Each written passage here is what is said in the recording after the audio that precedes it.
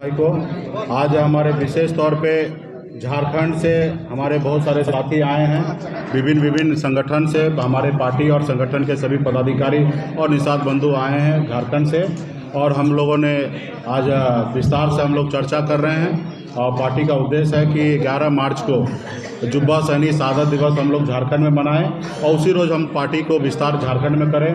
आप सभी को पता है कि बिहार से हम लोग उत्तर प्रदेश में पार्टी लॉन्च करके आज उत्तर प्रदेश में चुनाव लड़ रहे हैं। 165 सीट से अधिक चुनाव वहां पे लड़ रहे हैं और मुझे पूरा भरोसा है कि उत्तर प्रदेश में भी हमारी पार्टी बहुत अच्छी स्थिति में आएंगे। और उसी तरीके से झारखंड में भी में तैयारी करेंगे 2024 का। और यूपी, बिहार, झारखंड में एक ही हमारा मांग है कि निषाद समाज को आरक्षण मिले, उनके हक अधिकार मिले और निषाद का बेटा भी आने वाले समय में भी इस राज्य का मुख्यमंत्री बने, नेतृत्व करे। इस दिशा में हम लोग काम करें। तो 2024 की तैयारी करने के लिए झारखंड से आज हमारे साथी जो यहाँ पे उपस्थित हुए हैं और उस पर विचार करके और पार्टी लॉन्च करके मजबूती से 2024 की तैयारी हम लोग करेंगे। यही मुख्य एजेंडा है और इसके लिए आज हम लोगों ने यहाँ पे बैठक कर रहे हैं और उसकी तैयारी अभी पार्टी लॉन्चिंग की तैयारी हमारे साथी जो आए हैं वो तैयारी करके और झारखंड में मजबूती से लॉन्च करेंगे ताकि हर एक घर गांव तक पहुंच जाए कि वीआईपी पार्टी और एक एक बूथ पर संगठन पार्टी काम करे। उसके लिए हम लोग आज बैठ के हम विमर्श कर रहे हैं। सर, एक सवाल है कि आप बार-बार कह रहे हैं कि आपको विधान परिषद की घोषणा तो हो गई एनडीए की तरफ से, आपको एक भी सीट नहीं मिला। निश्चित तौर पे बहुत बहुत बधाई है जेडीयू और बीजेपी को कि वो लोग आपस में बंटवारा करके और सीट पे चुनाव लड़ने का निर्णय ले लिया है। तो मेरा तो शुभकामना उनके साथ है कि वो लड़े और जीते। और वीआईपी पार्टी भी मजबूती से 24 विधान परिषद का सीट जो है वहाँ पे मजबूती से अपने दम पर अकेले चुनाव लड़ेंगे। इसके लिए हम लोग बहुत जल्दी घोषणा करेंगे कैंडिडेट का, तो इसके लिए तैयारी हम लोग करेंगे। हम एक मल्ला निषाद का बेटा है, संघर्ष करना सीखे हैं और संघर्ष करते करते इस जगह तक पहुँचे हैं। और लोग हमें इग्नोर करते हैं। लोग को लगता है कि निषाद का वोट है उनका जागीर है कि वो हमें रखे या हिस्सेदारी दे या ना दे, वो उसका वोट उनको मिल जाएगा। तो खैर वो गलतफहमी का शिकार हो चुके हैं और वो लोग अपना करें। मुझे लगता है कि वो बड़ी पार्टी है। गठबंधन तो तब होता है जब वो अपने आप को कमजोर समझते हैं। 2020 में कमजोर समझ रहे थे तो बुला के गठबंधन किए। हम इन्विटेशन तो देने के लिए गए नहीं थे कि हम आपके साथ आना चाहते हैं, हम तो अकेले लड़ना चाह रहे थे। लेकिन उनको एहसास हुआ कि मैं कमजोर हूँ तो साथ लिए। आज उनको लगता है कि हम अकेले लड़के जीत सकते हैं, तो उनको शुभकामना है कि लड़े जीते। हम तो कल भी संघर्ष करने वाले व्यक्ति थे, आज भी संघर्ष कर रहे हैं। हम लड़ाई लड़ेंगे और हम तो राजा हरिश्चंद्र के जैसे कल भी ईमानदार थे, आज भी ईमानदार हैं और आगे भी रहना चाहेंगे। इससे पहले भी कितने लोग क्या नहीं ऑफर किया कि हमारे साथ आइए, डिप्टी सीएम बनिए, सबको मंत्री बनाए। लेकिन हम अपना एक मल्ला का बेटा, जुबान का पक्का और ईमानदारी के साथ माननीय मुख्यमंत्री श्री नीतीश कुमार जी के नेतृत्व में बिहार में हम सरकार चला रहे थे, आज भी चला रहे हैं और आगे का मुझे कोशिश करता हूँ कि चलाएं। लेकिन लोग इसी तरीके से बेइज्जत करते रहेगा तो मुझे लगता है कि हमें अपना भी एक दुनिया बनाने की आवश्यकता है। जब आज एमएलसी की बात हुआ तो दूर कर दिए, मान लीजिए कि गठबंधन से निकाल दिए। हालांकि हम सरकार के साथ हैं, मुख्यमंत्री नीतीश कुमार जी के साथ है, हमारी सरकार चल रही है। हम एक हिसाब से मान लीजिए कि गठबंधन से हमको और मांझी जी को निकाल दिए, बेगर पूछे बेगर बात हुए उन्होंने निर्णय ले लिया। प्रेस कॉन्फ्रेंस में कहा कि हम अपने सहयोगी दल को भरोसे में लेंगे। तो आप सबको पता है कि भरोसे में कब लिया जाता है, जब काम करने से पहले भरोसे में लिया जाता है, काम करने के बाद भरोसे में नहीं लिया जाता है। काम करने के बाद भरोसे में वो आदमी लेता है जो हम कहानी में सुनते हैं कि हिटलर हुआ करता था, जो पहले सोच लेता, जो मर्जी होता था वो कर देता था। तो मुझे लगता है कि यहाँ पे भी कोई हिटलर नहीं है और कोई हिटलर को सुनने वाला नहीं है। तो उनको जो उचित लगा उन्होंने निर्णय लिया है। हम अपनी निर्णय निश्चित तौर पर लड़ाई लड़ेंगे, मुख्यमंत्री नीतीश कुमार जी के साथ हैं और आगे भी हम चाहते रहें। लेकिन ये चीज़ें सिर्फ हमारे इधर ही लागू नहीं होता, ये चीज़ उनके इधर भी लागू होता है कि वो रखेंगे कि नहीं रखेंगे। इस बार तो साबित कर दिए कि वो नहीं रखना चाहते, दूर कर दिए। तो अभी तो हम 2024 का भी अपने दम पर तैयारी कर रहे हैं। हम 2024 में क्या राजनीति करेंगे, किसके साथ रहेंगे, ये मुझे आज नहीं पता है, क्योंकि उन्होंने तो निकाल दिया है। वो रखेंगे नहीं रखेंगे वो उनके ऊपर है। अभी हमें 2024 में सोचना है कि हमें क्या करना है।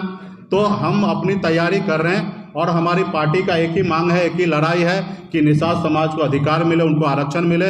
यूपी, बिहार, झारखंड को आरक्षण मिले। जब बंगाल में, दिल्ली में आरक्षण है तो बिहार, झारखंड, उत्तर प्रदेश में क्यों नहीं है? उसके लिए लड़ाई लड़ रहे हैं। आज इसके लिए उत्तर प्रदेश में चुनाव लड़ रहे हैं। आज आपके साथ जेडीयू भी उत्तर प्रदेश में अकेले चुनाव लड़ रहा है, वीआईपी पार्टी लड़ रहा है चुनाव। तो आपको किस बात का समस्या है? और आप क्यों चाहेंगे, कोशिश करेंगे कि मुकेश सहनी आपके पीछे पीछे चले? अगर मैं आपके पीछे पीछे चलता हूं तो आप, देश में सरकार है आपका, देश में प्रधानमंत्री आप हैं, आप हमारा निषाद आरक्षण लागू कर दीजिए। जैसे आपने 72 घंटा में सामान्य वर्ग के लोगों को आरक्षण लागू कर दिया, तो क्या निषाद का बेटा आपको गरीब नजर नहीं आता? जो 1 लाख 2 लाख रुपया सालाना कमाने वाला व्यक्ति आपको गरीब नजर नहीं आ रहा? आपने सामान्य वर्ग में 8 लाख कमाने वाले को आपने गरीब मानकर उसको आरक्षण दिया। मैं ये नहीं कभी किसी का विरोध करता हूँ कि क्यों आरक्षण दिया, आपने जो दिया वो दिया। आपको लगता है कि गरीब है तो आपने दिया।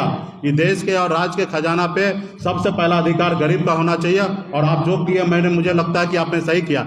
लेकिन निषाद मछुआरा का बेटा भी तो देश में गरीब है, उनके लिए भी हक अधिकार के लिए उसके भी आरक्षण को व्यवस्था आप ही को करना है। तो मैं तो आज तक आपने बंद कमरा में 2014 में, 2019 में आपने हमेशा कहा कि निषाद को आरक्षण करेंगे, लेकिन इतना साल बीतने के बाद भी आरक्षण नहीं कर रहे।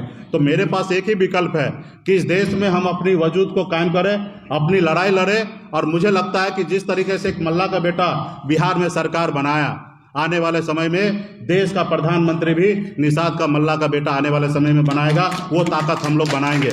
आज बना ना, जब सरकार बनने का समय था 4 पार्टी के लेटर से, सहयोग से सरकार बना, कोई एक पार्टी के सहयोग से नहीं बना।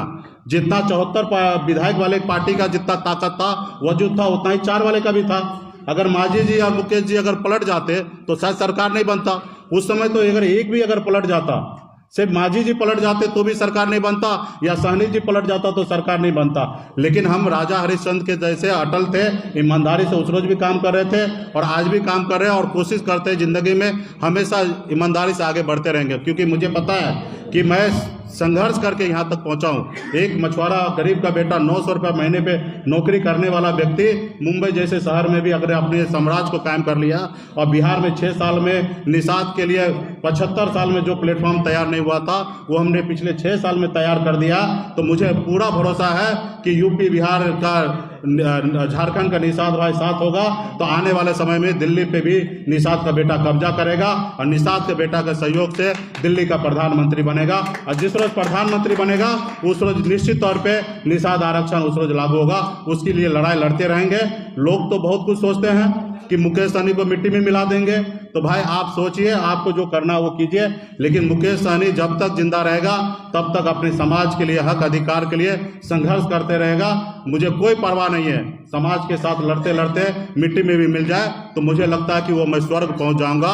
मुझे लगता है कि मैं स्वर्ग पहुंच जाऊंगा, क्योंकि समाज के लड़ते लड़ते अगर मुझे शहीद भी होना पड़े तो मैं तैयार हूँ। ये लगता है आपको खंजर होता क्या है जो आपने नहीं, ये इस चीज को ऐसा नहीं लीजिए, इस चीज को ऐसे लीजिए कि देखिए, गठबंधन तो तब होता है जब आप अपने आप को कमजोर महसूस करते हैं कि हम कमजोर हैं तो इससे गठबंधन कर लेते हैं। तो अभी उन लोगों को लगता है कि हम मजबूत हैं, उनको किसी के गठबंधन की आवश्यकता नहीं है, तो इसलिए वो गठबंधन नहीं किए हैं। आज जैसे उत्तर प्रदेश में जेडीयू को साथ नहीं लिया या वीआईपी को साथ नहीं लिया, क्योंकि वहां पे वो अपने आप को मानते हैं कि हम मजबूत हैं। तो फिक्र किस लिए करते हैं मुकेश सहनी का? या यहाँ पे भी आप मान लिए कि हम मजबूत हैं और दोनों पार्टी में सीट बंटवारा करके लड़ाई लड़ रहे हैं, तो फिर अपने सहयोगी को भरोसे में लेने की बात क्यों कर रहे हैं? आप सीधा बोल क्यों नहीं दिए कल कि हम दोनों पार्टी को गठबंधन से बाहर कर दिए? इसमें इतना बोलने में थोड़े आपको आपत्ति लगता? अब मुझे सुनने में भी कोई आपत्ति नहीं है, मैं तो एहसास कर लिया हूँ कि आपने हमें बाहर निकाल दिया है। नहीं, उनका दलील है कि आपको एमएलसी उन्होंने बनाया था। कोई मेहरबानी नहीं किया था, कोई व्यक्ति मेहरबानी नहीं किया था, ये मेरा अधिकार था। उन्होंने पूरा किया, मुझे ठीक है पूरा कर दिया, आगे ना करें। उनको जो लगता है, मेरा जो गठबंधन हुआ था आप सबके समक्ष में, और उसका गवाह आप ही लोग हैं और दूसरा कोई नहीं है। बिहार को जनता को समय आएगा तो आप ही बताइएगा कि जब चाणक्य होटल में प्रेस कॉन्फ्रेंस हुआ था वहाँ स्पष्ट हुआ था 11 सीट और 1 एमएलसी, और 1 एमएलसी जो होता है वो संपूर्ण 6 साल का होता है। तो उनका काम था एमएलसी बनाना और 11 सीट देना, उसने दिया, कोई मेहरबानी कोई नहीं किया था। अगर 11 सीट पे उन्होंने हमको वोट दिया तो हमने 11 सीट के अलावा बाकी जगह पे उनको हमने वोट दिलाया और कई ऐसे सीट को हमने जिताया है। तो गठबंधन तो यही होता है। तो हमें आगे भी वो उनका अगर ईमानदार रहेंगे तो पूरा करेंगे, नहीं अगर रहेंगे तो ना करें, मुझे उसका परवाह कहाँ है। अगर उसका परवाह करते तो उत्तर प्रदेश में लड़बे करते हैं। तो हम लोग आज समाज के साथ हैं, मजबूती से हैं और आगे भी रहेंगे। जिसको जो अपना करना वो करे, लड़े, जो करना है वो करे। सरकार से अपना समर्थन वापस लेंगे आप लड़ेंगे, बीजेपी दावा कर रही है। पूरब सूरज जो है ना, पूरब की जगह पश्चिम उग सकता है, लेकिन वीआईपी पार्टी बोचहा में चुनाव लड़ेगा। इसमें कोई 1% किटवट नहीं होगा। हाँ, जिस साथी 2020 में गठबंधन जो था, उस गठबंधन के तहत अगर साथी उसमें समर्थन देता है तो उनको स्वागत करेंगे, नहीं समर्थन देता तो भी उनको स्वागत करेंगे मैदान में। स्पष्ट है। सरकार से समर्थन वापस लेंगे क्या? सरकार यहाँ पे माननीय मुख्यमंत्री नीतीश कुमार जी के नेतृत्व में सरकार चल रही है और मुख्यमंत्री जी के साथ में मजबूती से हूँ। मैं नहीं चाहूँगा कि हमारे किसी कारण बिहार में उथल पुथल हो, क्योंकि एक बार बिहार में चुनाव होने का मतलब है कई हजार करोड़ रुपया खर्चा, और मैं नहीं चाहूँगा कि कई हजार करोड़ रुपया खर्चा हो। यहाँ पे जो युवा से जो वादा किया गया कि 19 लाख युवा को रोजगार देना, तो मेरा फर्स्ट प्रायोरिटी होगा कि हमारे सरकार का जो मुखिया है श्री नीतीश कुमार जी, उन्होंने वादा किया कि 19 लाख युवा को रोजगार दे, तो मैं उनको सहयोगी के तौर पे साथ भी रहूं और 19 लाख युवा के रोजगार देने में उनको सहयोग करूं, और अगर कभी भूल जाए तो उसको याद भी दिलाऊं कि आप 19 लाख युवा को रोजगार देने का वादा किए हैं, वो वादा पूरा कीजिए, क्योंकि मैं उसी लिए मैं आपके साथ हूं। और वादा पूरा नहीं होगा तो फिर उसके बारे में फिर सोचा जाएगा। हमें लगता है कि मुख्यमंत्री जी इस रास्ते पे काम कर रहे हैं, हम भी अपने विभाग में काम कर रहे हैं और उस विभाग पे काम कर रहे हैं। अगर जब तक काम करने का मौका मिलते रहेगा, अंदाजा मिलेगा कि हम लोग अपने विभाग से लाखों युवा को रोजगार दे पाते हैं तो अच्छा होगा। जब जिस रोज एहसास होगा कि हम रोजगार नहीं दे पाते हैं और नहीं दिया जा रहा हमारी सरकार में, उस रोज सोचा जाएगा कि इस युवा के लिए क्या करना है। आप लालू और वैकल्पिक राजनीति ढूंढ रहे हैं क्या? नहीं, देखिए, हम तो अकेला चलने वाला व्यक्ति हैं, अकेले जन्म लिए हैं, अकेले संघर्ष करने वाले लोग हैं। हम तो सामान्य विचारधारा वाले लोग, 2 कदम हम चलेंगे, 2 कदम आप साथ दीजिए, हम आपको साथ देंगे, आप हमको साथ दीजिए। देश में गठबंधन की राजनीति हो गया तो इस तरीके से चल रहा है, तो जब समय समय की बात होगा, कभी दोस्त बनते हैं, कभी दुश्मन बनते हैं। कल तक बीजेपी का हम दोस्त हैं, कल उन्होंने हमको बाहर निकाल दिया तो आज हमको वो दुश्मन मान रहे हैं। और कल क्या होगा वो मुझे क्या मालूम है। तो के लोग कहते हैं कि वीआईपी के विधायक हमारे साथ हैं, तो वो भी कर ले ना, वो भी कर ले। अभी तो हमारे चुनाव आयोग पे वीआईपी का दिख रहा है, और वो अगर इस बात से अगर डरा रहा है तो मैं इससे कहाँ डरने वाला हूँ। कोई पार्टी विधायक के ऊपर नहीं चलता है, जनता और कार्यकर्ता के दम पे चलता है, उनके सपोर्टर पे चलता है। तो ये वीआईपी पार्टी इतना मजबूत विधायक के दम पे नहीं हुआ। विधायक तो हम दम पे मजबूत हो गए तब बना। हम संघर्ष करने के टाइम में हमारे पास कोई विधायक नहीं था, तो संघर्ष करने के टाइम में फिर नहीं रहेगा तो क्या फर्क गिरता है। फिर 2004 विधायक बनाया निषाद समाज ने, 2025 में 40 बनाएंगे, हो सकता है तो 130 भी बना सकता है, और अपने दम पर निषाद के बेटा को मुख्यमंत्री बना सकता है। थोड़े ऐसा है कि बिहार में निषाद के बेटा में वो काबिलियत नहीं है कि बिहार में मुख्यमंत्री नहीं बन सकता। इस बिहार का तो इतिहास है कि जिसको कुछ नहीं पता वो भी मुख्यमंत्री बने हैं। तो हमारे समाज में तो बहुत कुछ नॉलेज है। आज हम लोगों ने दुनिया जीतने वाले लोग हैं, तो हम लोग भी बिहार का नेतृत्व करेंगे। तो आने वाले समय में हमारी संघर्ष जारी रहेगा और संघर्ष करते रहेंगे, और 24 लोग विधानसभा परिषद का जो विधान परिषद का सीट है उस पर चुनाव मजबूती से लड़ेंगे। पशुपति पारस को एक सीट दिया गया, आपको इग्नोर किया गया, मांझी जी को इग्नोर किया गया। हाँ, तो हमको तो लगता है कि उनको मजबूत समझे होंगे, मांझी जी को कमजोर समझ रहे हैं या सहनी जी को कमजोर समझ रहे हैं। तो हमको और मांझी जी को मान लीजिए कि गठबंधन से बाहर निकाल दिए, नहीं दिए, मांझी जी तो कह रहे हैं हम साथ हैं। नहीं तो हम भी सरकार के साथ हैं। बोले बतासा के लिए सर खबर चल रही नहीं, ठीक है, तो वो उनको जो वो निर्णय तो उन्हीं को लेना है, और वो जो निर्णय लेंगे अभिभावक उनका हम निर्णय का स्वागत करते हैं, वो जो निर्णय ले रहे हैं। लेकिन हम तो अपना निर्णय लेंगे ना। हम तो अपना निर्णय लिए हैं कि बतासा एक ही चाहिए तो चाहिए, इसके लिए मंदिर टूटे घर टूटे मुझे उसका परवाह नहीं है। मैं लड़ूंगा, मेरा जो अधिकार है, अगर एक सुई बराबर भी, अगर नोक बराबर भी मेरा अधिकार बनता है तो मैं उसके लिए हमेशा जंग करने के लिए तैयार रहूंगा। बोचहा सीट से पार्टी के कोई और उम्मीदवार हो सकते हैं कि आप खुद भी लड़ सकते हैं? नहीं, सुरक्षित सीट है, हम कैसे लड़ लेंगे। वहाँ पे हमारे प्रत्याशी रहेंगे, और हमारे स्वर्गीय मुसाफिर पासवान जी पार्टी के साथ मजबूती से रहे हैं और उनका स्वर्गवास हो गया है। तो हमारा पूरा उनके परिवार के साथ आस्था विश्वास जुटा हुआ है और आने वाले समय में कैंडिडेट का घोषणा होगा और मुसाफिर पासवान का परिवार के ही लोग लड़ेंगे चुनाव, इसमें भी कोई किंतु परंतु नहीं सर, है। अगर बीजेपी परिवार से उम्मीदवार उतारती है तो क्या समर्थन वापस लेंगे या साथ में रहेंगे सर? आप वहाँ पे मजबूती से वहाँ पे उनके परिवार के लोग चुनाव लड़ेंगे। नाम क्या होगा वो समय पे हम चाहते हैं कि माननीय मुख्यमंत्री जी उसका नाम का घोषणा करें और समय आने पे आचार संहिता लगने पे वहाँ पे घोषणा होगा। वहाँ पे मजबूती से वीआईपी पार्टी चुनाव लड़ेगा।